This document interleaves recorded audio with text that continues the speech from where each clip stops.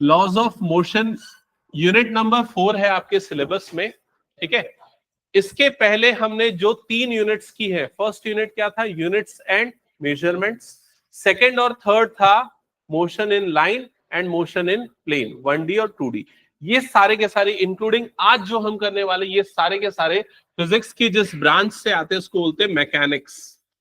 तो mechanics physics की वो ब्रांच है जो ऑब्जेक्ट के मोशन में, जो अगर कोई भी ऑब्जेक्ट मोशन में है तो उसकी स्टडी करते, उससे रिलेटेड स्टडी को बोलते। तो लिख लो, मैकेनिक्स क्या है, branch of physics, branch of physics deals with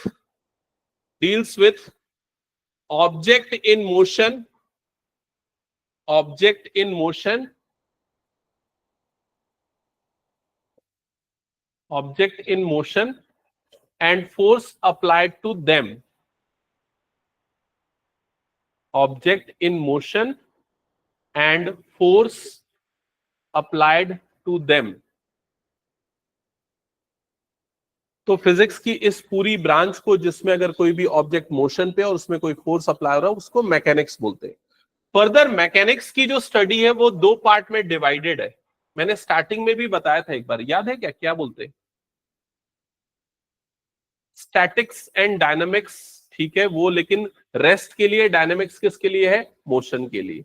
लेकिन एक और पार्ट था, एक क्या है, काइनेमेटिक्स, और दूसरा क्या हो गया, डायनामिक्स। काइनेमेटिक्स मतलब जिसमें हम सिर्फ और सिर्फ उसके मोशन की स्टडी करेंगे, कॉज ऑफ मोशन नहीं देखेंगे। मतलब अगर मोशन में है तो एक पर्टिकुलर टाइम पे उसकी वेलोसिटी क्या है, उसका एक्सेलरेशन क्या है, ये सारी चीजें देखेंगे। लेकिन उसके मोशन में आने का कारण क्या है, ये स्टडी नहीं करेंगे। तो ये हमने यूनिट 2 और 3 में किया था, motion in line and motion in plane, kinematics. और अगर उसके पीछे का रीजन कि क्यों वो मोशन में आया ऑब्जेक्ट, तो क्यों आएगा, फोर्स अप्लाई हुआ तभी आया होगा। तो फोर्स के साथ जब हम ऑब्जेक्ट के मोशन की स्टडी करते हैं तो उसको बोलते हैं डायनामिक्स। तो डाइन, अगर आपको याद होगा, डाइन किसकी यूनिट है, फोर्स की सीजीएस वाली यूनिट है, तो उसी से डायनामिक्स बना है। क्लियर। तो यहां पर dynamics,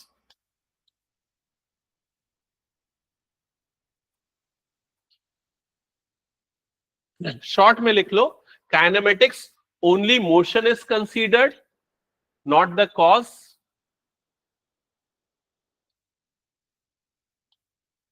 only motion is considered, not the cause। और यहां पर motion with cause, with cause, cause का मतलब फोर्स, मोशन में आया तो क्या फोर्स अप्लाई हुआ, एंड फोर्स से रिलेटेड बाकी सारी चीजें, मोमेंटम और जो भी आपने इससे रिलेटेड पढ़ा है। ठीक है, चलो नेक्स्ट। अब सबसे पहले इसमें देखते हैं फोर्स। फोर्स को डिफाइन करते हैं हम। तो ये आपने पहले भी पढ़ा है शायद, फोर्स वगैरह क्लास 9th में जो आपने पढ़ा था ना, लॉज ऑफ मोशन, स्टार्टिंग में वो सारी चीजें पूरी रीकैप होंगी। ठीक है, तो फोर्स कैसे डिफाइन करते हैं,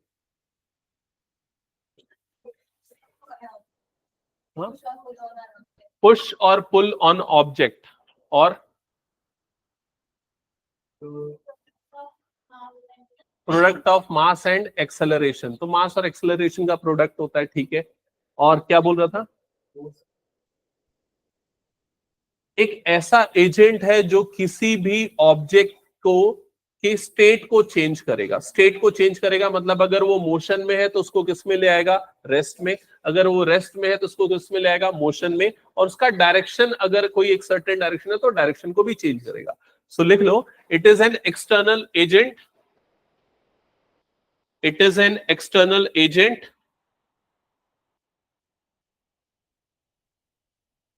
that changes the state of object, that changes the state of object।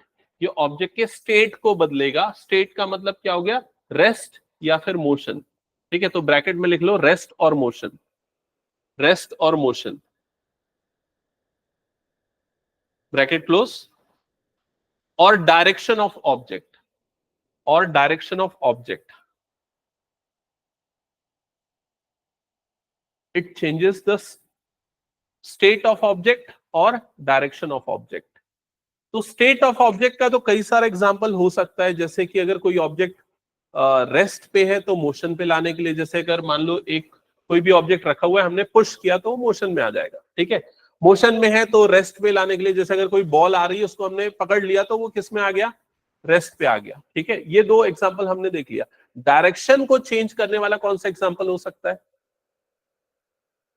Bat ball वाला हो सकता है। कोई फुटबॉल आपकी तरफ आ रही है एक डायरेक्शन में, आपने उसको किक किया, उसका डायरेक्शन बदल दिया, ये भी हो सकता है। तो ये सारे के सारे जो जिस कारण से होते हैं या जिस एक्सटर्नल एजेंट के कारण होते हैं वो क्या है, फोर्स, ठीक है। नेक्स्ट लिखो effect of force, effect of force.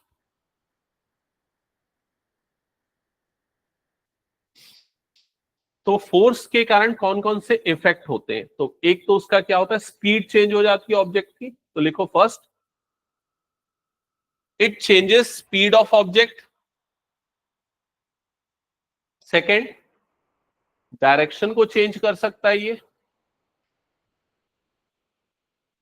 और थर्ड और क्या चेंज कर सकता है ऑब्जेक्ट का, स्पीड, डायरेक्शन, और क्या चेंज कर सकता है, शेप, ठीक है, shape of object.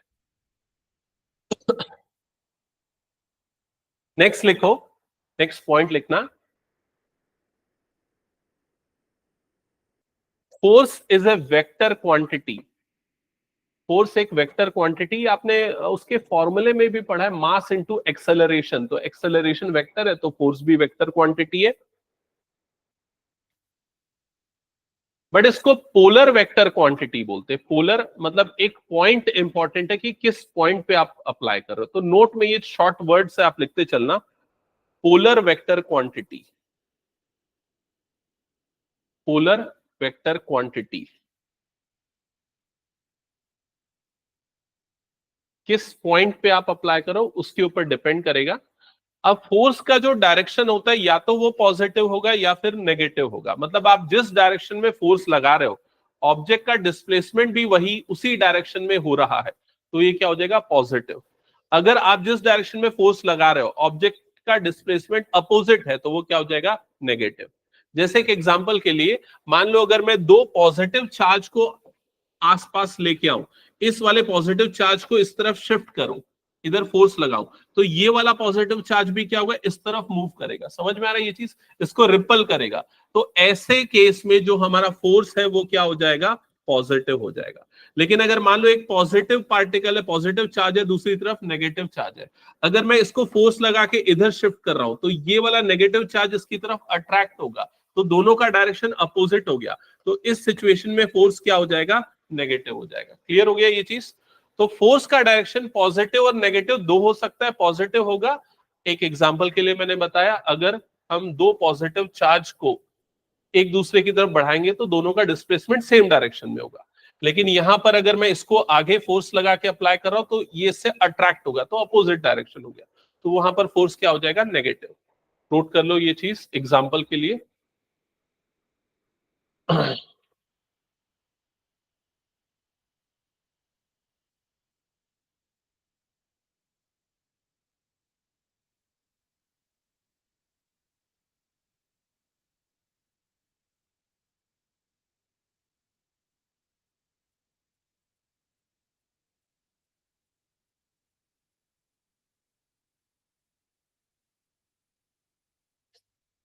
Okay, note कर लिया। अब देखो, सबसे पहले किसी भी ऑब्जेक्ट के मोशन या रेस्ट वाली कंडीशन के ऊपर जो सबसे पहली थ्योरी दी थी वो एरिस्टोटल ने दी थी 300 बीसी के अराउंड में, ठीक है। और उसमें उसने थ्योरी ये दी थी कि अगर कोई ऑब्जेक्ट मोशन में है तो उसकी टेंडेंसी होगी कि उसकी स्पीड जो है वो धीरे धीरे कम होती जाएगी और वो किस में आ जाएगा, रेस्ट पे आ जाएगा। तो अगर उसको कंटिन्यूअसली मोशन में रखना है तो उसको कंटिन्यूअसली एक फोर्स अप्लाई करना पड़ेगा। बट ये इनफैक्ट गलत था, जिसको बाद में गैलीलियो ने रॉन्ग प्रूफ किया था, ठीक है। तो इसी को बोलते हैं एरिस्टोटल फैलेसी, ठीक है। क्या था, उसने क्या बोला था, उसको नोट करके शॉर्ट में लिख लो। Aristotle fallacy, every body is in देखो हो सकता है आपके आपके में थ्योरेटिकल ये सब दे दे, मुझे नहीं पता किस टाइप का देंगे स्कूल में, तो इसलिए एरिस्टोटल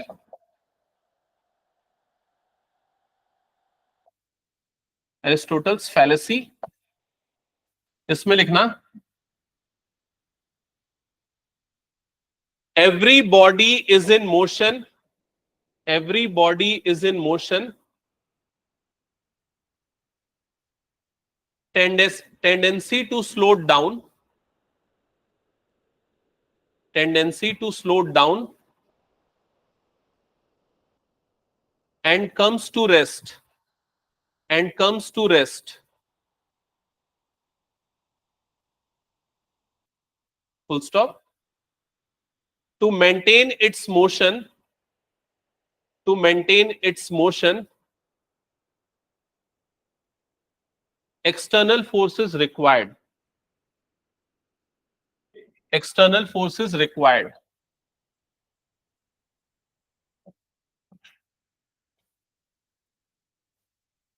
फर्दर गैलीलियो ने एक एक्सपेरिमेंट के थ्रू इस चीज को रॉन्ग प्रूफ किया था, तो वो एक्सपेरिमेंट के ऊपर हम एक बार डिस्कशन करते।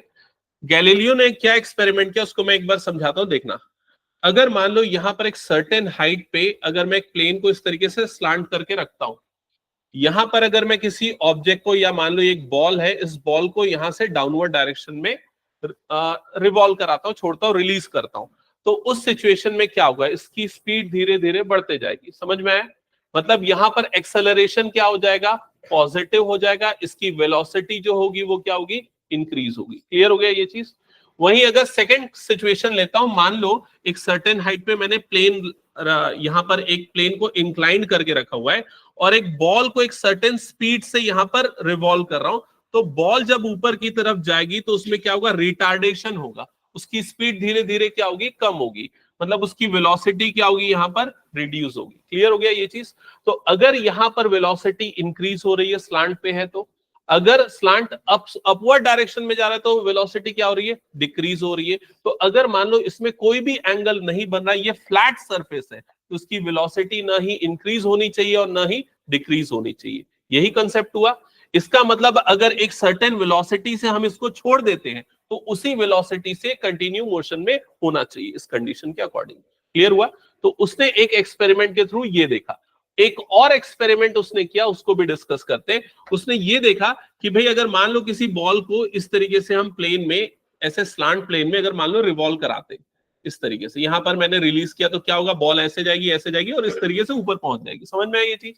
अगर मान लो ये वाला एंगल को मैं थोड़ा सा बढ़ा दूं, ये एंगल को यहां पर ले आऊं, तो क्या होगा, बॉल का जो डायरेक्शन है वो सेम होगा, लेकिन अब वो थोड़ा ज्यादा डिस्टेंस कवर अप करेगी। समझ में आ रहा है ये चीज?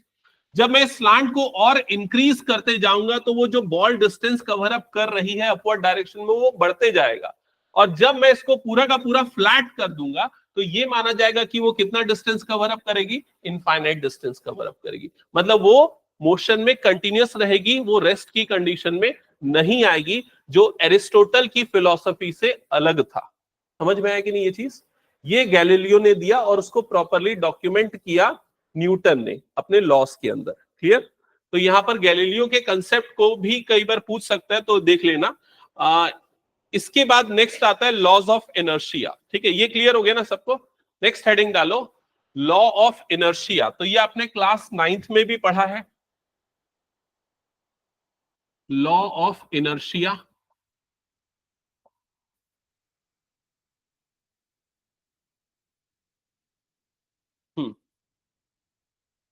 तो लॉ ऑफ इनर्शिया क्या बोलता है, अगर कोई स्ट्रेट पाथ में कोई पार्टिकल मूव कर रहा है तो वो एज इट इज मूव करते रहेगा अनटिल एंड अनलेस कोई एक्सटर्नल फोर्स उस पर अप्लाई नहीं होता, उसकी वेलोसिटी चेंज नहीं होगी।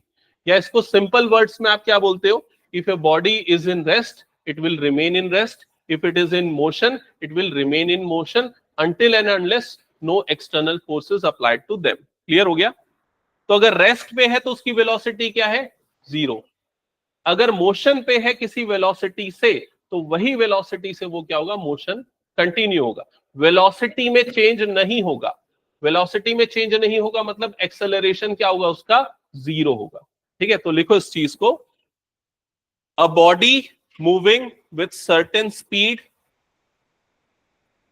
a body moving with certain speed along a straight path,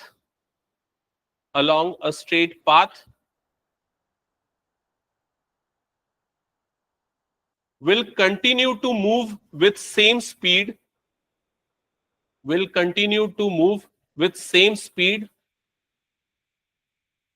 along the same straight path,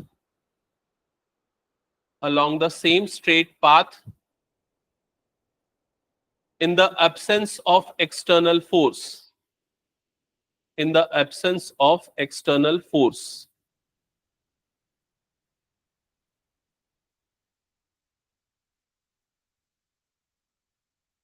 तो एक बॉडी स्ट्रेट पाथ में मूव कर रही है, उसी पाथ में मूव करते रहेगी अनटिल एंड अनलेस कोई एक्सटर्नल फोर्स उसमें अप्लाई नहीं होता। तो क्लियर। तो यहां पर इन शॉर्ट उसको अगर मैथमेटिकली हम लिखना चाहें, अगर फोर्स 0 है तो वेलोसिटी जो होगी वो क्या होगी, कांस्टेंट होगी मतलब विल नॉट चेंज। और एक्सेलरेशन क्या होगा, ए की वैल्यू क्या होगी, क्या हो जाएगी 0। Clear. Acceleration change in velocity है, वेलोसिटी चेंज नहीं हो रहा मतलब एक्सेलरेशन क्या होगा 0। नेक्स्ट, इनर्शिया के टाइप्स डिस्कस करते हैं। तो कौन कौन से टाइप के इनर्शिया, तो नेक्स्ट लिखो टाइप्स ऑफ इनर्शिया। इनर्शिया एक ऑब्जेक्ट की इनहेरेंट प्रॉपर्टी भी होती है, ठीक है, जो चेंजेस को रेजिस्ट करता है। आप अल्टरनेट वे में ये भी बोल सकते हो, इनर्शिया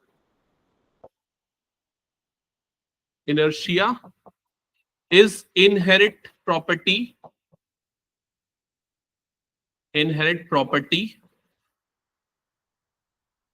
of object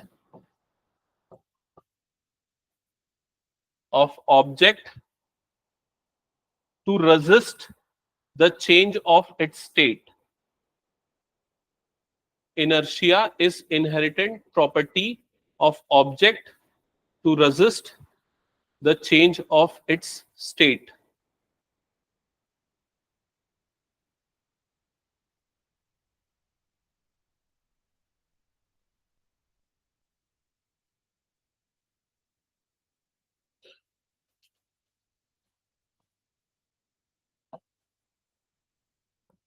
तो टाइप्स ऑफ इनर्शिया की बात करें तो 3 टाइप के इनर्शिया है। एक है inertia of rest, inertia of rest कब हम फील करते, सेंस करते हैं, बताओ।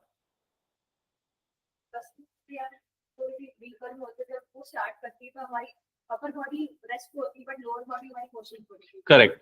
आप लोगों ने ये देखा होगा, अगर हम बस पे स्टैंडिंग पोजीशन पे ज्यादा फील होता है, स्टैंडिंग पोजीशन पे बस अगर स्टॉप पोजीशन पे, रेस्ट पोजीशन पे सडनली वो स्टार्ट होती है, मूव करना चालू करती है, तो हमारी बॉडी रेस्ट पे रह जाती है, वो रेजिस्ट करती है और हम पीछे की तरफ जाते हैं। तो ये इनर्शिया ऑफ रेस्ट वाली कंडीशन है। देन नेक्स्ट है inertia of motion. Inertia of motion का फील होता है जब अगर हम किसी बस या ट्रेन में ट्रैवल कर रहे हैं, सडनली अगर ब्रेक अप्लाई होता है तो हमारी बॉडी भी मोशन में थी, सडन ब्रेक के कारण वो मोशन को के स्टॉप वाली कंडीशन को रेजिस्ट करती है तो हम आगे की तरफ झुक जाते हैं। तो ये क्या होता है, इनर्शिया ऑफ मोशन। क्लियर हो गया ये चीज। और थर्ड है inertia of direction.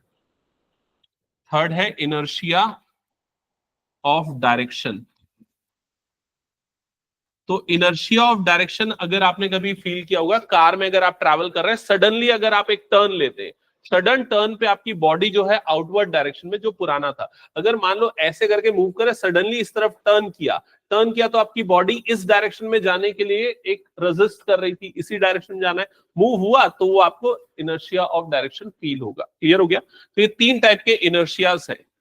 Next, inertia का मेजर क्या है, मतलब हम कैसे डिफाइन करते हैं कि किस बॉडी की, जैसे हमने लिखा ना, ये एक इनहेरिट प्रॉपर्टी है बॉडी की, तो इनर्शिया को मेजर कैसे करेंगे कि किसका इनर्शिया ज्यादा है, किसका इनर्शिया कम है, कौन अपने स्टेट चेंज को ज्यादा रेजिस्ट करेगा और कौन अपने स्टेट चेंज को कम रेजिस्ट करेगा।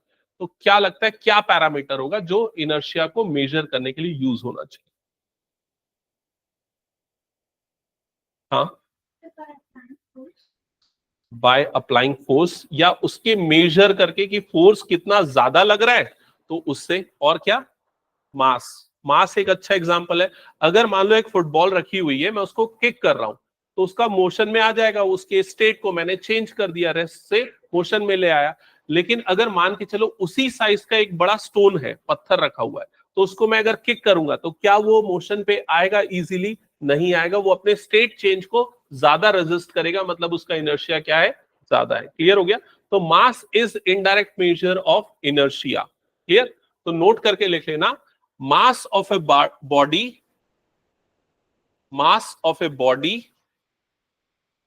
is measure of inertia, is measure of inertia.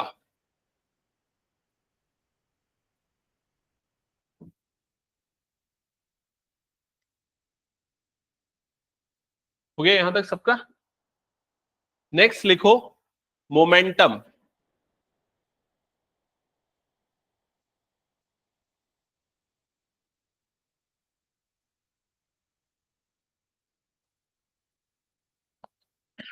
Momentum, तो मोमेंटम ये भी आपने क्लास 9th में पढ़ा है, थोड़ा बहुत याद होगा। किससे डिनोट करते थे? पी से डिनोट करते थे। क्या फॉर्मूला पढ़ा था इसका याद? मास इनटू वेलोसिटी। ठीक है, तो किसी भी ऑब्जेक्ट का, या ये बोलना चाहिए कि किसी भी ऑब्जेक्ट को रोकने के लिए जितना फोर्स का रिक्वायरमेंट होगा, वो इनडायरेक्टली उसका क्या बताएगा? मोमेंटम बताएगा। ठीक है, जैसे अगर मान लो आपके पास एक बहुत स्मॉल मास का कोई ऑब्जेक्ट आ रहा है, एक बुलेट ही है, मान लो एक बुलेट है आपकी तरफ आ रही है और उसकी स्पीड बहुत ज्यादा है, तो क्या उसको रोक पाना पॉसिबल होगा? नहीं होगा, मतलब उसका मोमेंटम क्या है, बहुत ज्यादा है। लेकिन अगर मान लो उसी उसी मास का अगर एक चौक का पीस है, वो चौक का पीस अगर आपके पास आ रहा है कम वेलोसिटी से, तो उसको रोक पाना ज्यादा आसान है। क्यों आसान है? क्योंकि उसकी वेलोसिटी कम है, मतलब उसका मोमेंटम क्या है, कम है। क्लियर हो गया ये चीज? तो मोमेंटम क्या होता है, उसको डेफिनेशन लिखो। Momentum of a body, momentum of a body is quantity of motion. Momentum of a body is quantity of motion possessed by a body, possessed by a body.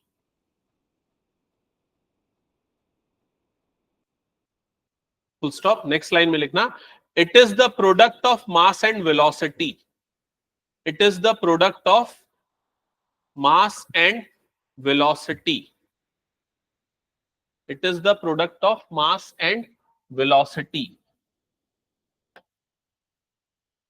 तो P is equal to M into V। अब ये बताओ, क्या ये vector quantity है या नहीं? Momentum होगी या नहीं?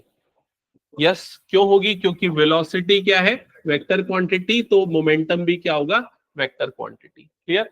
मास स्केलर क्वांटिटी है तो ये फिक्स हो गया, बट ये वेक्टर क्वांटिटी है, तो ये लिख लो, vector P is equal to M into vector V। लेकिन अगर हम सिर्फ इसके मैग्नीट्यूड की बात करेंगे तो हम यहां पर वेक्टर का सिंबल नहीं लगाएंगे। मैग्नीट्यूड ऑफ मोमेंटम के केस में हम directly P is equal to M into V ये लिखेंगे। अब इसका यूनिट क्या होगा, इसका डायमेंशन क्या होगा, वो चीजें देख लेते हैं। तो यूनिट क्या होगा इसका? इसका यूनिट हो जाएगा, मास का होता है केजी और वेलोसिटी का होता है मीटर पर सेकेंड, तो ये हो जाएगा केजी मीटर पर सेकेंड, इसकी यूनिट हो गई। एंड इसका डायमेंशन, तो इसका डायमेंशन होगा M L T माइनस 1। मास के लिए M आ गया, L T माइनस 1 इसके लिए आ गया, वेलोसिटी के लिए। यहां तक हो गया सबका? ओके, नेक्स्ट देखो यहां पर ना, चार अलग अलग सिचुएशंस हम देख सकते हैं। मान लो अगर किसी मोमेंटम P की बात करें, जिसमें अगर मान लो चार एग्जांपल्स देखते हैं ना, जिसमें मास भी ज्यादा है, वेलोसिटी भी ज्यादा है। ऐसा कोई एग्जांपल बताओ जिसमें मास भी ज्यादा और वेलोसिटी भी ज्यादा हो। एक बहुत तेजी से जो कार चल रही है, एक ट्रेन चल रही है, ट्रेन का मास बहुत ज्यादा है, उसकी वेलोसिटी भी ज्यादा है। तो क्या उसको रोक पाना पॉसिबल होगा? नहीं होगा। ठीक है, दूसरा केस लेते हैं ऐसा जिसमें मान लेते हैं कि मास कम है लेकिन वेलोसिटी उसकी बहुत ज्यादा है। ये कौन सा, इसका कौन सा एग्जांपल हो जाएगा? जैसे कि बुलेट, एक गन से अगर बुलेट फायर हुआ तो उसका मास कम है लेकिन उसकी वेलोसिटी क्या होगी? बहुत ज्यादा होगी। तीसरा केस लेते हैं जिसमें मास बहुत ज्यादा है लेकिन वेलोसिटी उसकी बहुत कम है। तो क्या हो सकता है ये? मास बहुत ज्यादा बट वेलोसिटी उसकी बहुत कम है। ये भी आप एक चाहो तो एक ट्रेन ले सकते हो जो स्लोली मूविंग है, समझ रहे हो ना ये चीज? अगर स्लोली मूविंग ट्रेन है, प्लेटफॉर्म पे जस्ट रीच हो रही है, तो उस समय उसकी वेलोसिटी कम रहती है लेकिन उसका मास स्टिल क्या होता है? ज्यादा होता है, तो स्टिल उसका मोमेंटम क्या होगा? बहुत ज्यादा होगा। थर्ड, जिसमें मास भी कम होगा और वेलोसिटी भी कम होगी, ये कौन सा केस है? चौक वाला एग्जांपल, अगर चौक को थ्रो करेंगे तो उस केस में जो इफेक्ट ऑफ फोर्स है वो क्या होगा? कम फील होगा। समझ में आ रहा है कि नहीं ये चीज? तो ये मोमेंटम के चार अलग अलग पॉसिबिलिटी हो गई कि कैसे आपको वो फील होगा, जो इफेक्ट ऑफ फोर्स है वो कैसे फील होने वाला है। ठीक है, नेक्स्ट आते हैं। अच्छा, अगर मान लो आपको इफेक्ट ऑफ फोर्स मतलब मोमेंटम को रिड्यूस करना है, तो आपको क्या रिड्यूस करना पड़ेगा यहाँ पर? वेलोसिटी। इसका एक एग्जांपल आपने देखा होगा, अगर मान लो कोई फास्ट बॉलर है, बॉलिंग कर रहा है, तो विकेट कीपर जो होता है वो काफी पीछे रहता है। क्यों पीछे? इसलिए रहता है ताकि उसकी वेलोसिटी धीरे धीरे क्या हो? रिड्यूस हो। दूसरा, जब वो कैच करता है, कैरी करता है, तो वो ग्लव्स पहना होता है, ग्लव्स भी क्या करता है? उसकी वेलोसिटी को रिड्यूस करती है और कैच करने के बाद वो पीछे लेके जाता है, पीछे लेके जाता है ताकि उसकी वेलोसिटी और धीरे धीरे रिड्यूस हो। अगर वेलोसिटी रिड्यूस होते जाएगी तो इफेक्ट ऑफ फोर्स उसको क्या है? कम फील होगा। क्लियर? ठीक है, नेक्स्ट लिखना Newton's laws of motion. Newton's laws of motion.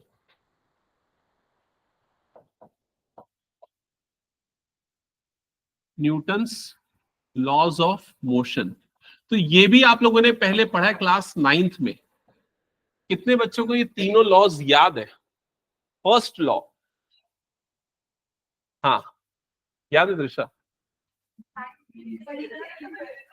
9th नहीं पढ़ी है? हाँ, किसको किसको याद है? हाँ बताओ पहला। यस यस, जो अभी हमने इनर्शिया पढ़ा ना, the same is the Newton's first law. Body rest पे तो रेस्ट पे रहेगी, मोशन पे तो मोशन में होगी, अनटिल एंड अनलेस उस पे कोई एक्सटर्नल फोर्स अप्लाई नहीं हो रहा है। तो लिख लो first law, if a body is in rest, if a body is in rest, it will remain in rest. If a body is in rest, it will remain in rest. If it is in motion, if it is in motion, it will remain in motion.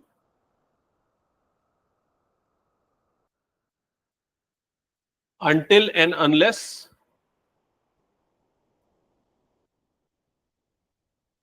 an external force is applied to that. Until and unless an external force is applied to that.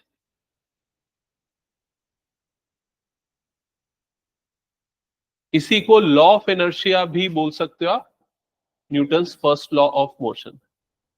Until and unless an external force is applied to that. Second law, second law ये किसको याद है? हाँ बता।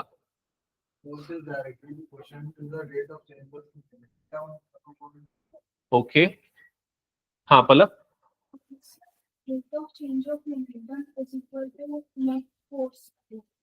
Okay, और किसी को याद है? The net force applied to an object is directly proportional to the rate of change of momentum.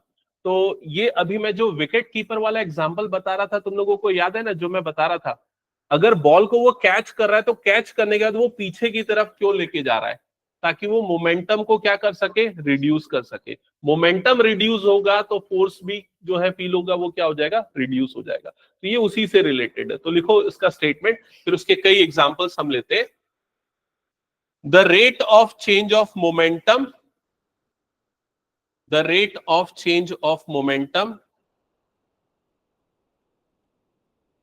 is proportional to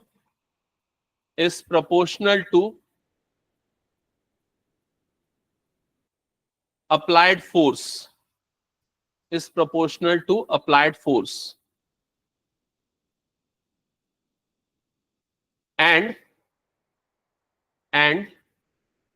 changes in the direction of applied force,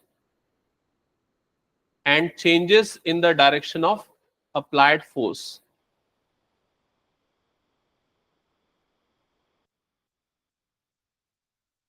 तो आपने लिखा rate of change of momentum is proportional to applied force. तो second law को थोड़ा mathematically समझते हैं। अगर मान लो अप्लाइड फोर्स एफ है तो ये किसके प्रोपोर्शनल है? Change of momentum, rate of change of momentum. तो चेंज के लिए हम कौन सा सिंबल यूज करते हैं? डेल। तो मोमेंटम क्या है? पी से डिनोट होता है, तो यहां पर क्या आ जाएगा? डेल पी, मतलब चेंज ऑफ मोमेंटम। और वर्ड क्या यूज हुआ? Rate of change. रेट मतलब डिवाइडेड बाय क्या आ जाएगा? Change in time.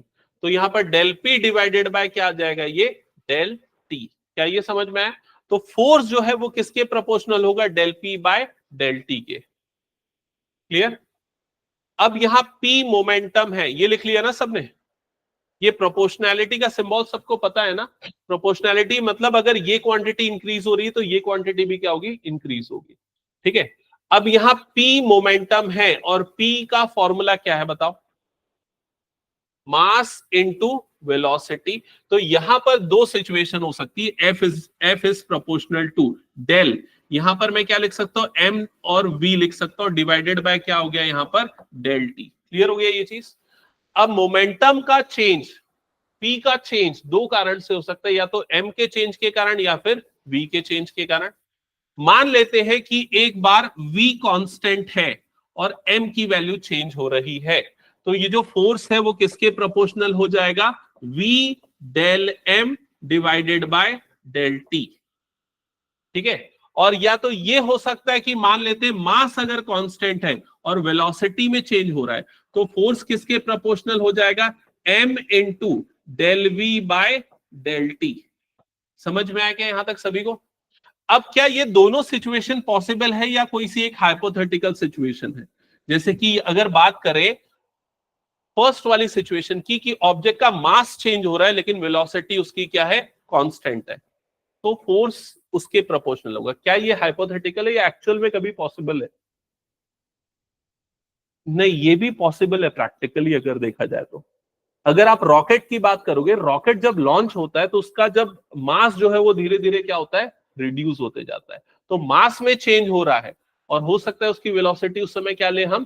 कांस्टेंट ले, तो उस समय भी नेट फोर्स जो है उसका क्या हो जाएगा? इंक्रीज हो जाएगा। समझ में आ रहा है? लेकिन बहुत रेयर कंडीशन में, मोस्ट ऑफ द कंडीशन में क्या होता है? मास कांस्टेंट होता है और वेलोसिटी में ही चेंज होता है। क्लियर हो गया ये चीज?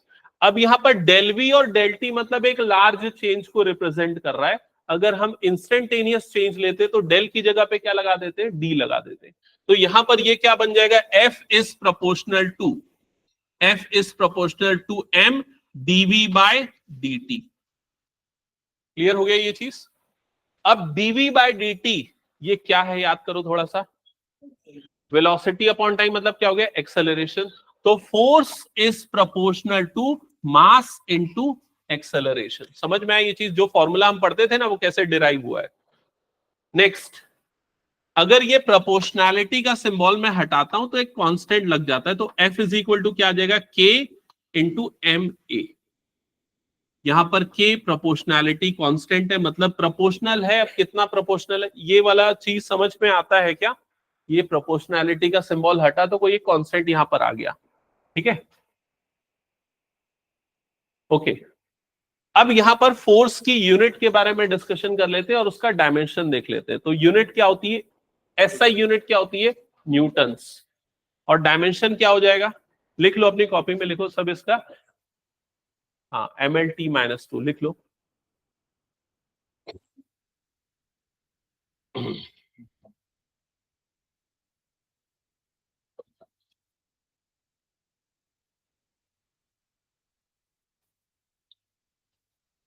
एसआई यूनिट होती है इसकी न्यूटन्स, जिसको एन से डिनोट करते। सीजीएस यूनिट क्या होती है इसकी? डाइन।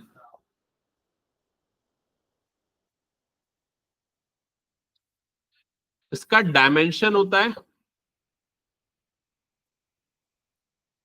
ML-T-2।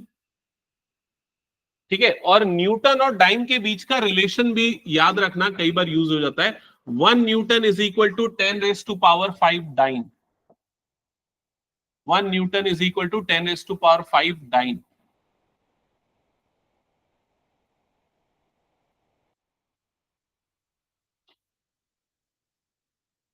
लिख लिया सबने? अब अगर आपको सेकेंड लॉ ऑफ मोशन को वेक्टर के फॉर्म में एक्सप्रेस करना है तो देखो कैसे एक्सप्रेस करेंगे। यहां पर F is proportional to m dv by dt, ये वाला एक्सप्रेशन मैं ले रहा हूं। F is proportional to m dv by dt। यहां पर m मास है जो स्केलर क्वांटिटी है, v वेलोसिटी वेक्टर है, और फोर्स भी क्या है यहां पर? वेक्टर क्वांटिटी है। तो फोर्स के जो कंपोनेंट्स होंगे वो 3 कंपोनेंट्स हो सकते हैं। अगर हम 3D की बात करें तो x एक्सिस, y एक्सिस और z एक्सिस। तो F के कंपोनेंट को मैं ले लेता हूं F X I cap plus F Y J cap plus F Z K cap. ये याद है ना, आई कैप, जे कैप और जेड कैप क्या है? सिमिलर वे में वेलोसिटी के जो कंपोनेंट होंगे उसको हम ले लेते हैं V X I plus V Y J plus V Z K cap. ये ध्यान में रखना, नोट डाउन करके रखना, हालांकि पता है लेकिन कई बार न्यूमेरिकल में यूज होता है ताकि कंफ्यूज मत हो इसमें। ठीक है, तो अगर हम प्रोपोर्शनैलिटी कांस्टेंट k की वैल्यू 1 अज्यूम करते हैं तो उस केस में vector f is equal to m dv by dt हो जाएगा, और यहां पर वेक्टर f के कंपोनेंट क्या आ जाएंगे? F X I plus F Y J plus F Z K is equal to m d by D T. यहां पर वेलोसिटी v के कंपोनेंट अगर पुट करते हैं तो ये हो जाएगा V X I cap plus V Y J cap plus V Z K cap. Clear हो गया ये चीज? मैंने वेक्टर f के जगह पे ये उसके कंपोनेंट पुट कर दिया, वेक्टर v की जगह पे वेलोसिटी कंपोनेंट पुट कर दिया। यहां तक हो गया सबका? अब F X I cap plus F Y J cap plus F Z K cap is equal to, right side में क्या हो जाएगा? ये आ गया m अंडर ब्रैकेट, ये d बाई डी टी अंदर जाएगा तो फर्स्ट में x एक्सिस वाली वेलोसिटी का डिफरेंशिएशन होगा। तो यहां पर आपको मिलेगा d by D T of v of x। मतलब क्या मिलेगा आपको? x एक्सिस के डायरेक्शन का एक्सेलरेशन। तो इसको हम किससे डिनोट कर सकते हैं? ax आई कैप प्लस, सिमिलर वे में जब ये जाएगा इसको डिफरेंशिएट करेगा इस टर्म को, V Y D V Y upon D T, मतलब वाई एक्सिस की वेलोसिटी का डिफरेंशिएशन। तो ये क्या हो जाएगा? A Y of J cap. Similar way में लास्ट वाला टर्म क्या आ जाएगा? A Z of K cap. तो अगर आपको फोर्स के कंपोनेंट स्पेसिफिक पूछता है कि एक्स एक्सिस में फोर्स का कंपोनेंट क्या है, तो आप क्या यूज करोगे? एक्स एक्सिस का एक्सेलरेशन और उसका मास। समझ में आ गया ये चीज? आप इसको अलग अलग अगर लिखोगे तो इस तरीके से लिख सकते हो, एफ एक्स एक्सिस के कंपोनेंट का फोर्स इज इक्वल टू क्या आ जाएगा? ये m into A X. Similar way में F Y is equal to m into A Y और F Z is equal to m into A Z. ठीक है,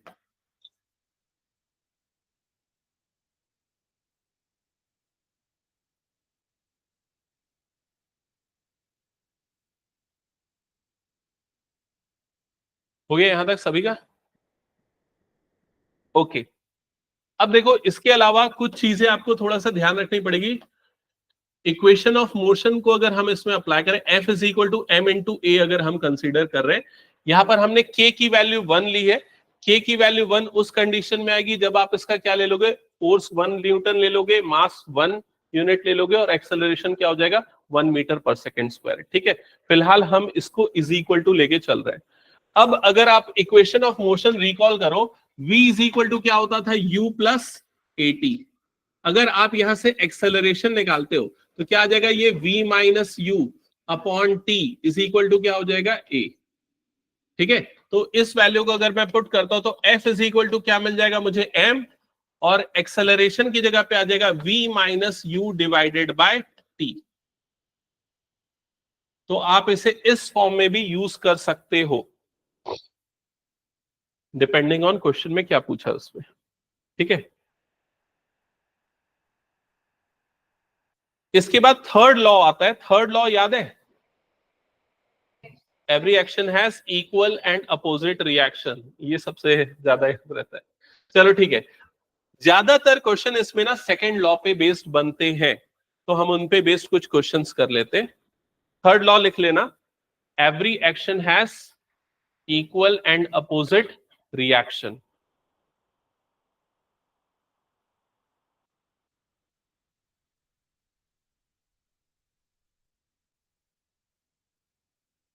Every action has equal and opposite reaction.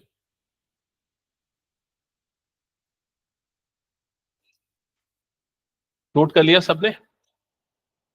अभी हम लोग जो numerical करने वाले हैं उसमें थोड़े बहुत वेक्टर के कंसेप्ट यूज होंगे, और अभी जो हमने फॉर्मूला पढ़ा मोमेंटम का m इंटू बी, फोर्स का m इंटू ए, और या फिर F is equal to M v minus U by T, ये वाले फॉर्मूले यूज होंगे, और कुछ वेक्टर के कंसेप्ट यूज होंगे जो हमने पहले पढ़े हैं। ठीक है, चलो स्टार्ट करते हैं फर्स्ट क्वेश्चन के साथ। तो नोट करना first question, a car of mass 100 kg, a car of mass 100 kg is moving with a velocity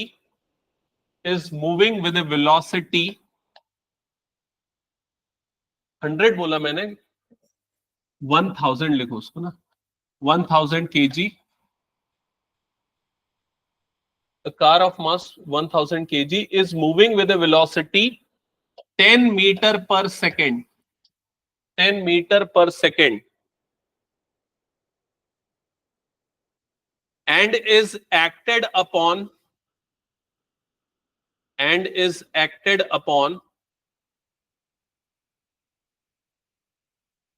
by a forward force, and is acted upon by a forward force 1000 Newton, 1000 Newton, due to engine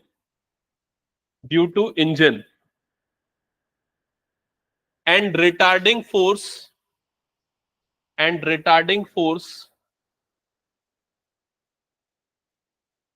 500 Newton due to friction.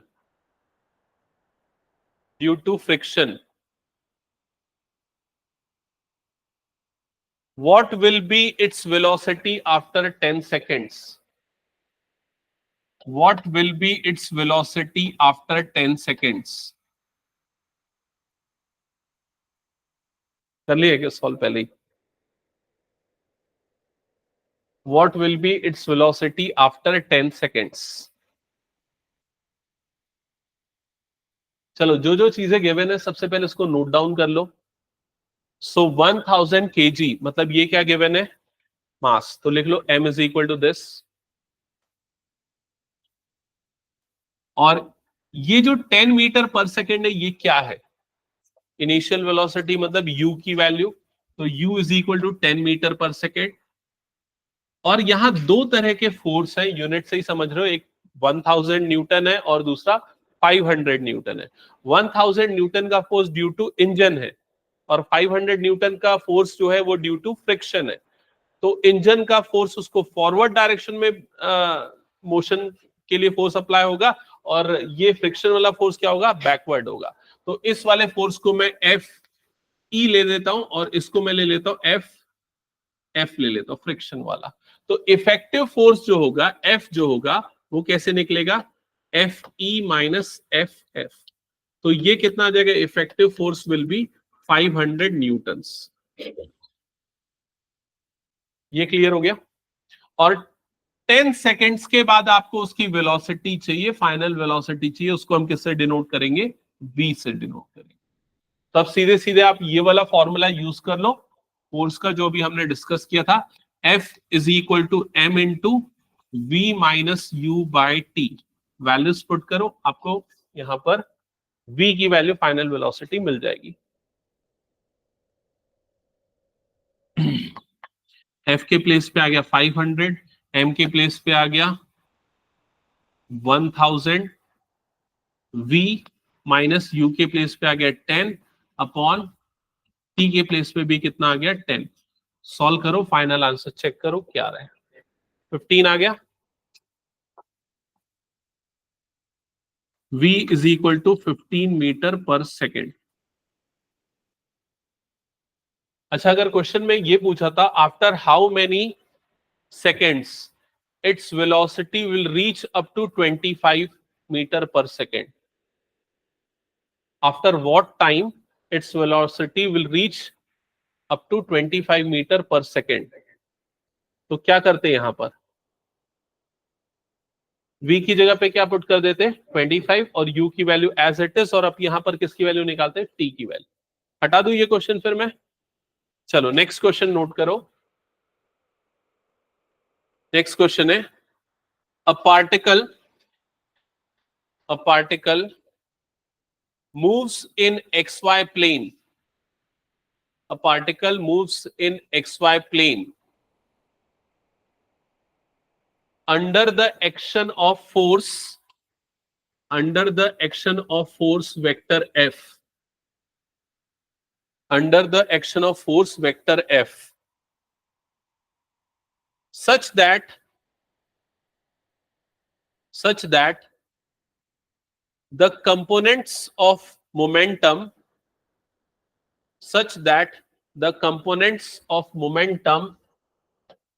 vector p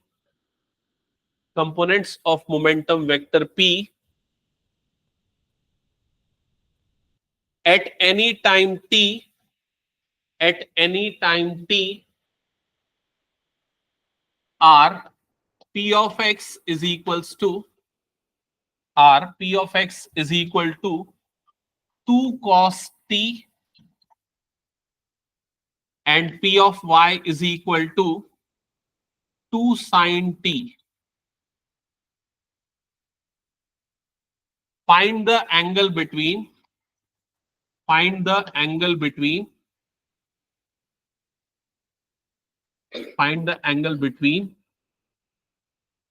f and p at time t.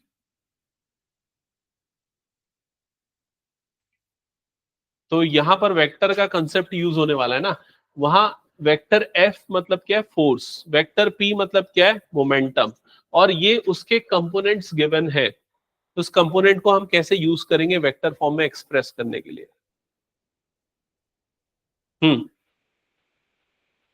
Vector p is equal to, ये हो जाएगा P X I cap plus P Y J cap. ये P X का मतलब समझ में है? X axis के डायरेक्शन का कंपोनेंट।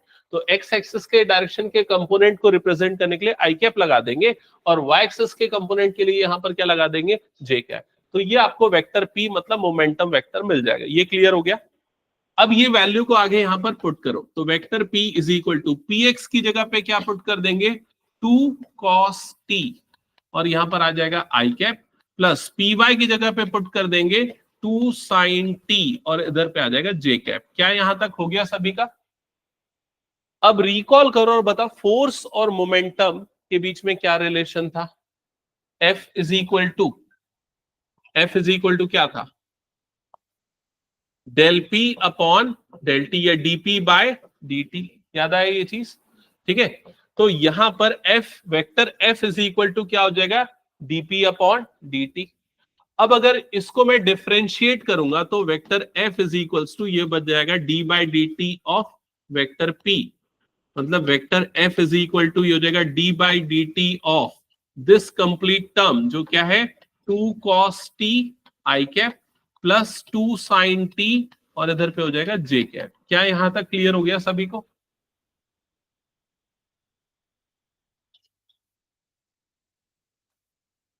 ये याद है ना, ये कौन सा लॉ था? सेकेंड लॉ था, force is proportional to rate of change of momentum. ठीक है, वेक्टर फॉर्म में अगर लिखा हमने तो यहां पर वेक्टर आ गया और यहां पर वेक्टर पी के कंपोनेंट आ गए। हाँ, अब ये बताओ इसका डिफरेंशिएशन क्या होगा? कॉस टी का क्या होता है? माइनस साइन टी, और बाहर में 2 है, मतलब क्या बन जाएगा? -2 साइन टी आई कैप। अब ये साइन टी का क्या होता है? Cos T. तो ये हो जाएगा +2 कॉस टी और इधर पे आ जाएगा जे कैप। ये मिल गया हमें वेक्टर एफ। और निकालना क्या था देखो जल्दी से, angle between vector P and vector F. इन दोनों के बीच का एंगल निकालना है। तो इन दोनों के बीच का एंगल कैसे निकालेंगे? कितने बच्चों को पता है ये बताओ, किसको किसको पता है? हाँ बताओ। कोई भी दो वेक्टर, ये दोनों छोड़ दो, कोई भी दो वेक्टर के बीच में एंगल कैसे निकाला जाता है? आज ही मैं तुम लोगों को बता रहा था स्टार्टिंग में, जिसमें और कुछ बच्चे प्रेजेंट थे। ध्यान दो, दो तरीका है, एक तो डॉट प्रोडक्ट से और दूसरा क्रॉस प्रोडक्ट से, जिससे डॉट प्रोडक्ट ज्यादा आसान है। डॉट प्रोडक्ट याद करो, A dot B is equal to क्या होता था?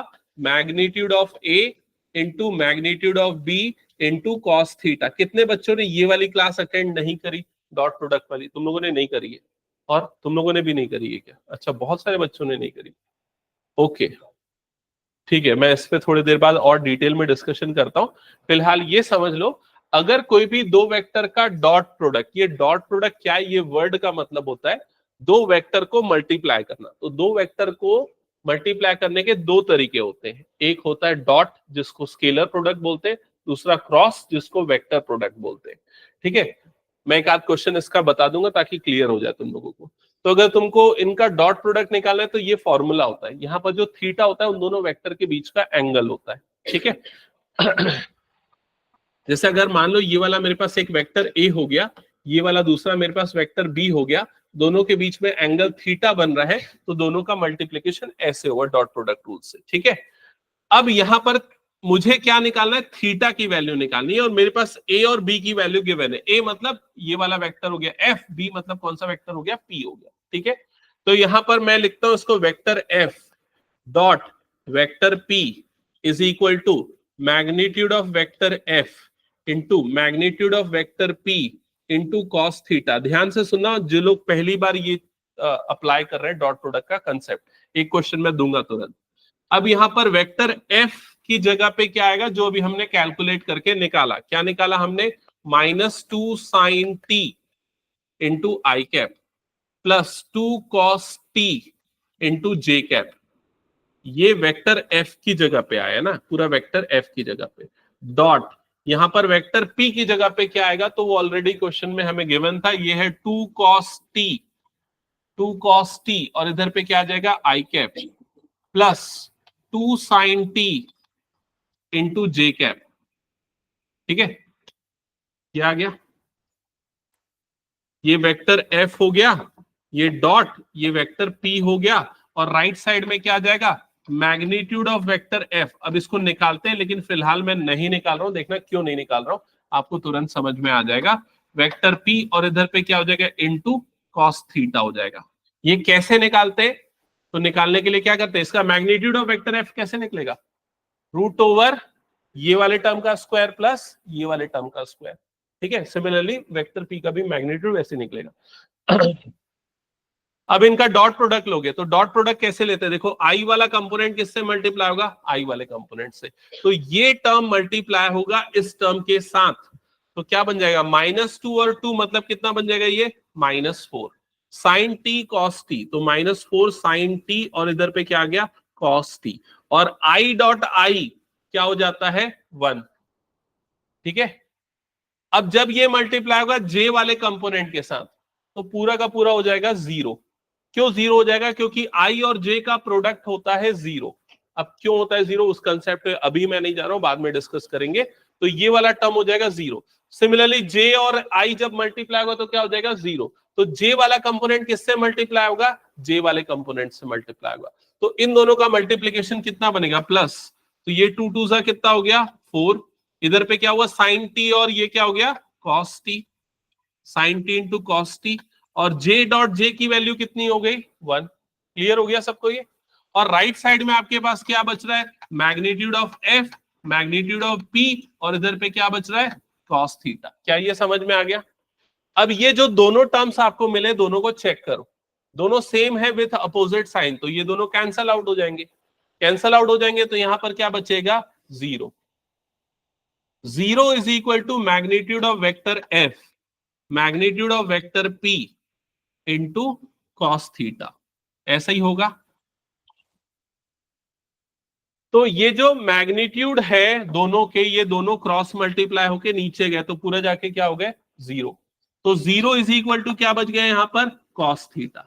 अब कॉस थीटा की वैल्यू 0 कब आती है 90 डिग्री पे, तो थीटा इज इक्वल टू कितना हो जाएगा 90 डिग्री। क्या ये समझ में आया सभी को? ठीक है, तो इसीलिए मैंने इन दोनों का मैग्नीट्यूड नहीं निकाला क्योंकि उसकी वैल्यू ओवरऑल क्या आने वाली थी 0। चलो एक क्वेश्चन मैं जस्ट प्रैक्टिस के लिए दे रहा हूं, बुक का क्वेश्चन नहीं है। डॉट प्रोडक्ट और क्रॉस प्रोडक्ट के थ्रू एंगल कैसे निकालते हैं डॉट के थ्रू, वो आप लोगों को क्लियर हो जाए। तो लिखो, consider the vector component of force, consider the vector component of force vector F is equal to 2i minus 3j and vector p is equal to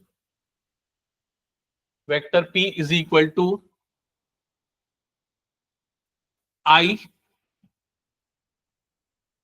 plus 2j, I plus 2j. Find the angle between vector p and vector f. Find the angle between vector p and vector f. या force और momentum दोनों के बीच में angle. अच्छा मेरे एक और question है, ये बताओ अगर मैं ऐसा बोलता हूं angle between F and P, या बोलता हूं angle between P and F, तो क्या ये अलग अलग होगा या सेम होगा? तो ये सेम होगा। ठीक है, angle between F and P and F क्या हो जाएगा सेम हो जाएगा। डॉट प्रोडक्ट के केस में हम ले रहे हैं तो देखो कैसे निकलता है समझ लेना। सबसे पहले ये फॉर्मूला लिख लेते हैं हमने जो अभी डिस्कस किया, A dot B is equal to क्या होता है magnitude of A magnitude of B into cos theta. अब ए की जगह पे आ जाएगा ये वाला वेक्टर मतलब 2i minus 3j, dot B की जगह पे आ जाएगा ये वाला वेक्टर मतलब ये आ जाएगा i plus 2j is equal to magnitude of A. तो मैग्नीट्यूड ऑफ ए कैसे निकलता है, ए मतलब इसका मैग्नीट्यूड, तो इसका मैग्नीट्यूड निकालने के लिए रूट ओवर ये वाले कंपोनेंट का स्क्वायर मतलब 2 का स्क्वायर प्लस ये वाले कंपोनेंट का स्क्वायर मतलब क्या आ जाएगा -3 का स्क्वायर। समझ में आ गया ना मैग्नीट्यूड कैसे निकलता है, इनटू रूट ओवर इसका मैग्नीट्यूड क्या हो जाएगा ये 1 स्क्वायर प्लस 2 स्क्वायर दोनों के कोफिशिएंट का स्क्वायर इनटू यहां पर आ जाएगा कॉस थीटा। अब इन दोनों का डॉट प्रोडक्ट क्या होगा, तो 2 मल्टीप्लाई होगा इसके कोफिशिएंट से जो कि है 1, तो 2 इंटू 1 मतलब ये हो जाएगा 2, -3 मल्टीप्लाई होगा इसके कोफिशिएंट से जो 2 है, तो कितना आ जाएगा ये -6, और राइट हैंड साइड में क्या आ जाएगा रूट ओवर 9 प्लस 4 मतलब कितना आ गया 13, रूट ओवर 4 प्लस 1 मतलब कितना आ गया 5, इंटू यहां पर क्या आ रहा है कॉस थीटा, तो यह आ जाएगा √65 और इधर पे क्या हो गया -4।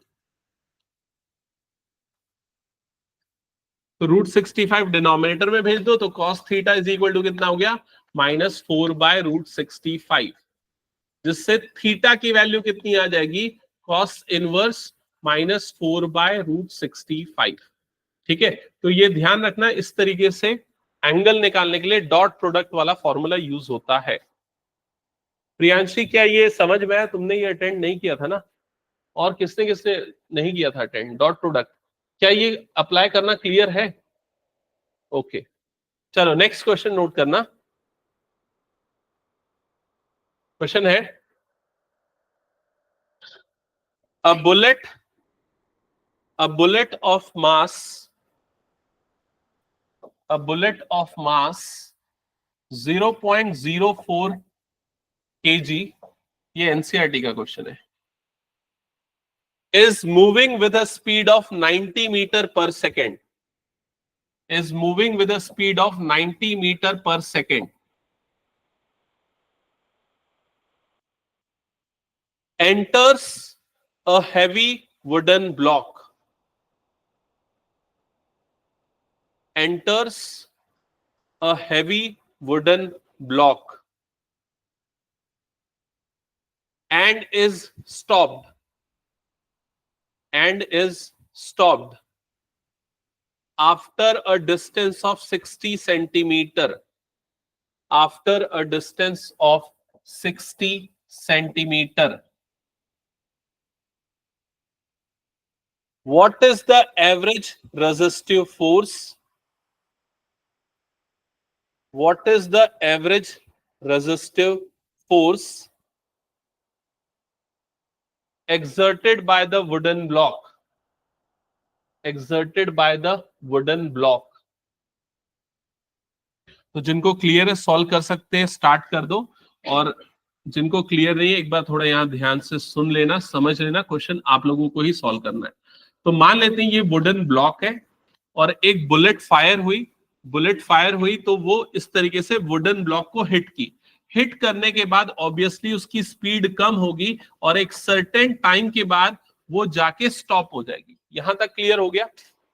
एक बुलेट है, उसने एक वुडन ब्लॉक को हिट किया तो वो अंदर जाएगी, और कितना अंदर गई है ये भी क्वेश्चन में दिया हुआ है, कितना अंदर गई है 60 सेंटीमीटर। तो 60 सेंटीमीटर का डिस्टेंस कवर अप करने के बाद वो स्टॉप हो जाएगी। स्टॉप हो जाएगी मतलब उसकी वेलोसिटी क्या हो जाएगी? जीरो हो जाएगी, और उस वेलोसिटी को हम क्या लेंगे? फाइनल वेलोसिटी लेंगे, जिसको हम किससे डिनोट करेंगे? v से। तो यहां पर v की वैल्यू क्या हो जाएगी? जीरो। क्या ये क्लियर हो गया? क्योंकि स्टॉप हो गई 0 मीटर पर सेकेंड। लेकिन जब वो ब्लॉक को हिट कर रही थी, जब वो बुलेट, तो उस समय उसकी वेलोसिटी क्या थी ये भी आपको क्वेश्चन में गिवन है, जिसको हम u से डिनोट करेंगे, और वो है 90 मीटर पर सेकेंड। यहां तक क्लियर हो गया?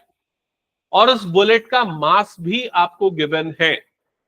अब आपको क्या निकालना है? इस वुडन ब्लॉक ने कितना फोर्स रेजिस्ट किया, आपको फाइंड आउट करना है।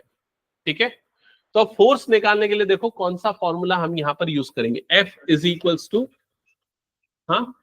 M इंटू ए, ये फॉर्मूला यूज करना है। F is equal to M into A. ठीक है, फोर्स निकालना है ना। तो M की वैल्यू आपको क्वेश्चन में गिवन है, A की वैल्यू आपको गिवन नहीं है।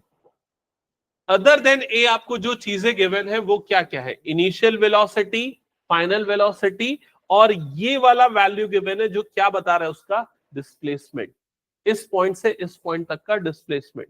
तो अब यहां पर इक्वेशन ऑफ मोशन यूज करना है। तो तीन इक्वेशन ऑफ मोशन हम जानते हैं, कौन कौन सी? v is equal to U plus A T, दूसरा है s is equal to U T plus half A T square, और तीसरा कौन सा है? v square minus U square is equal to 2as। Clear हो गया? तो हमें ये जो डिस्प्लेसमेंट गिवन है ये इनडायरेक्टली किसकी वैल्यू है? s की वैल्यू है। s कितना है? 60/100 मीटर। सेंटीमीटर में गिवन था, मैंने उसको मीटर में कन्वर्ट कर लिया, और हमें निकालना है एक्सेलरेशन a की वैल्यू। तो बताओ तीनों में से कौन सा फॉर्मूला यूज करेंगे? लास्ट वाला। ये इसलिए नहीं क्योंकि हमें टाइम नहीं पता, तो इसलिए ये यूज नहीं कर सकते, और यहां पर भी टाइम नहीं पता तो ये यूज नहीं कर सकते। तो हम लास्ट वाला फॉर्मूला यूज करेंगे और ए की वैल्यू निकालेंगे, और उस ए की वैल्यू को यहां पुट करेंगे, जिससे हमें फोर्स मिल जाएगा। ठीक है, करेक्ट है।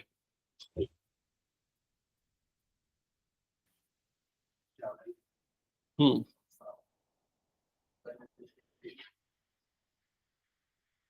कितना आ रहा है एक्सेलरेशन?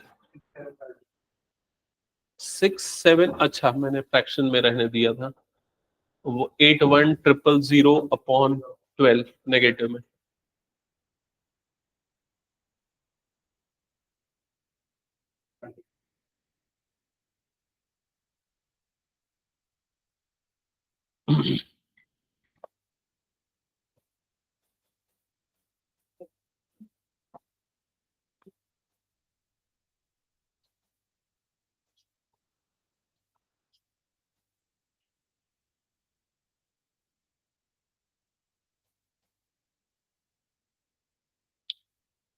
इनिशियल वेलोसिटी 90 गिवन है, डिवाइडेड बाय 2s।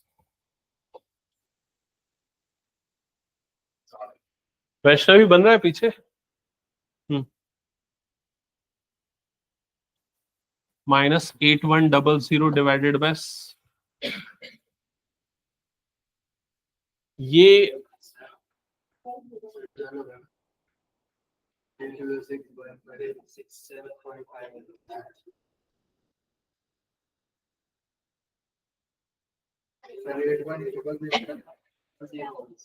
नहीं, वो ठीक है।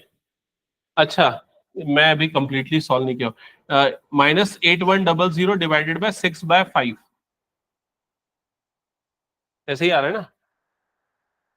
नहीं, अभी वो 5 ऊपर जाके मल्टीप्लाई होगा। रुको ना एक मिनट, ये 5 ऊपर जाएगा, वो वही आएगा नंबर एक्चुअली। कैलकुलेशन आगे पीछे हो सकता है। डिवाइडेड बाय 6, ऊपर में क्या आ गया 5। अब इधर 2 मल्टीप्लाई कर दो, इधर 2 मल्टीप्लाई कर दो, तो अल्टीमेटली वही आएगा ना। -8100 डिवाइडेड बाय कितना हो जाएगा 12, है ना? हाँ, जो भी आ रहा होगा। फाइनल कैलकुलेशन करके एक्सेलरेशन कितना आ रहा है बताओ? 6750 माइनस में आएगा -6750, बिकॉज रिटार्डेशन हो रहा है, स्पीड वहां पर कम हो रही है। ठीक है, तो अब इसमें वैल्यू पुट कर दो। F is equal to M की जगह पे, मास की जगह पे आ जाएगा 4/100, और एक्सेलरेशन की जगह पे आ जाएगा -6750। फर्दर सिंप्लीफाई करो, कितना आ रहा है आंसर? 270 -270 न्यूटन्स। ये आएगा final force exerted by the block, resisted by the block बोलना चाहिए। ठीक है, क्या ये क्लियर हो गया? आ गया कैलकुलेशन सबका? चलो नेक्स्ट क्वेश्चन नोट करना। एक मैं क्वेश्चन बताता हूं, ये 23 JEE मेंस में आया हुआ क्वेश्चन है। ठीक है, क्वेश्चन है a force acts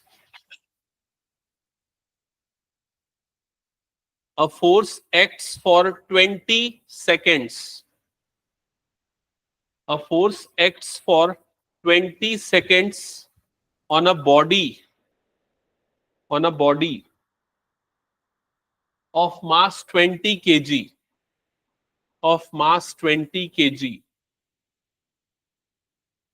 after which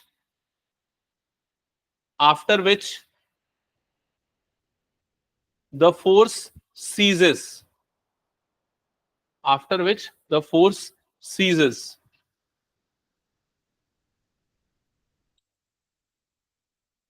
And the body describes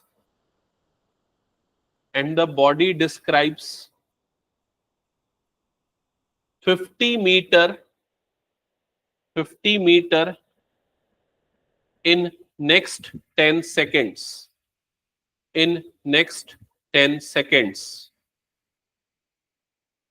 Find the magnitude of the force. Find the magnitude of the force.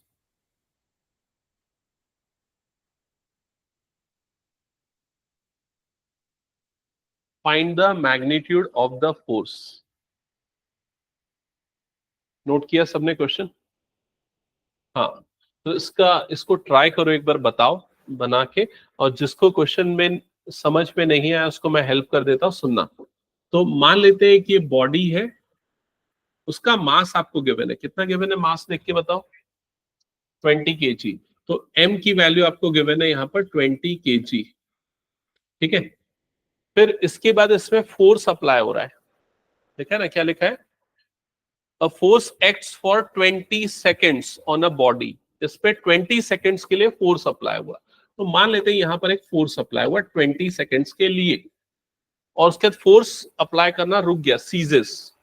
ठीक है, फिर उसके बाद क्या लिखा है? द बॉडी डिस्क्राइब्स 50 मीटर, तो 0 से लेके 20 सेकेंड्स तक यहां पर फोर्स अप्लाई हुआ, फिर फोर्स अप्लाई होना बंद हो गया।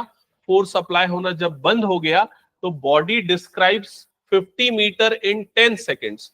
तो अगले 10 सेकेंड में वो बॉडी कितना डिस्टेंस कवर अप कर रही है ये गिवन है आपको।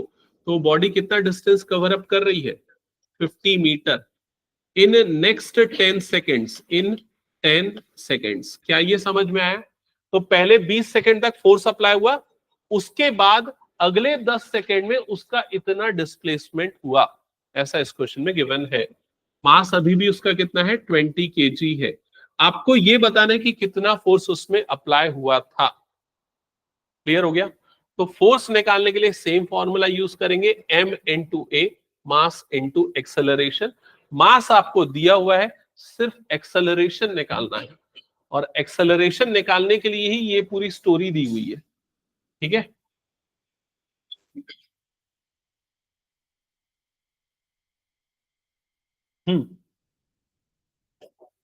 तो F इज इक्वल्स टू, यहां पर M की जगह पे तो आ गया 20, A की वैल्यू निकालना है, क्या आएगी बताना। किसी का आया क्या? एक्सेलरेशन 1 आ रहा है, नहीं। देखो, फर्स्ट वाला formula V is equal to U plus A T, क्या यही यूज किया? V is equal to U plus A T, तो यहां से A की वैल्यू क्या आ जाएगी, V minus U by T. क्या यही फॉर्मूला यूज कर रहे हो? ठीक है, हाँ। अब ये बताओ, V की वैल्यू, V मतलब फाइनल वेलोसिटी क्या ले रहे हो? फाइनल वेलोसिटी मतलब जब ब्लॉक यहां पर पहुंच गया उस समय की वेलोसिटी। तो इसके लिए ध्यान देना, उसके लिए हम ये वाला डिस्प्लेसमेंट और ये वाला टाइम कंसीडर करेंगे। तो उसकी फाइनल वेलोसिटी v जो निकलेगी वो डिस्प्लेसमेंट अपॉन टाइम, मतलब कितना आ जाएगा ये, 50 अपॉन 10 ये आ जाएगा। क्या ये समझ में आया? तो v की वैल्यू आपकी कितनी आ जाएगी, 5 मीटर पर सेकेंड। एक बार चेक करो ये चीज क्लियर है क्या?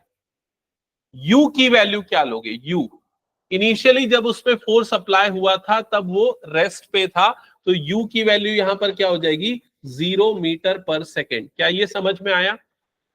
अब यहां से लेके यहां तक पहुंचने में टोटल टाइम उसको कितना लगा? तो पहले 20 सेकेंड तो वो रेस्ट पे ही था, बाकी 10 सेकेंड वो मोशन पे था, तो टोटल टाइम कितना हुआ? तो टोटल टाइम कितना हो गया यहां पर, 30 सेकेंड्स। क्या ये समझ में आ रहा है? तो अब कैलकुलेट करो, बताओ कितना आ रहा है।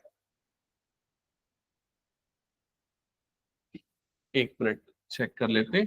v की जगह पे यहां पर कितना आ गया आपका, 5 माइनस माइनस u की जगह पे क्या आ गया, 0 डिवाइडेड बाय कितना हो गया ये, 30, और 5/30 मतलब कितना आ जाएगा ये, 1/6। क्या ये आ रहा है, 0.16। तो 20 इंटू 1/6 सिंप्लीफाई करोगे तो 20/6, तो कितना आ रही है अप्रोक्सीमेटली, 3.3 न्यूटन के आसपास आ रहा है। चेक करो, 3.3 न्यूटन अप्रोक्सीमेटली। हो गया सबका ये? Okay, next next question check करना, लास्ट क्वेश्चन लेते हैं।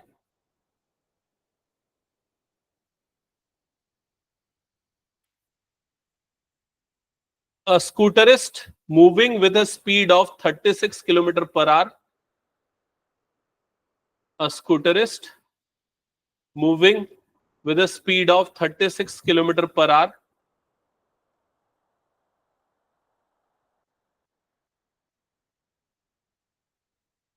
sees a child standing in the middle of the road. Sees a child standing in the middle of the road. Full stop. He applies the brake. He applies the brake and brings the scooter to rest. And brings the scooter to rest in next 5 seconds. in next 5 seconds. Just in time to save the child. Just in time to save the child. Full stop. Calculate the average retardation. Calculate the average retarding force. Calculate the average retarding force.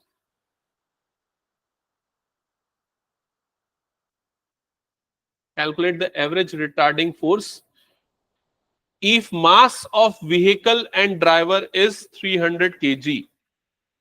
If mass of vehicle and driver is 300 kg.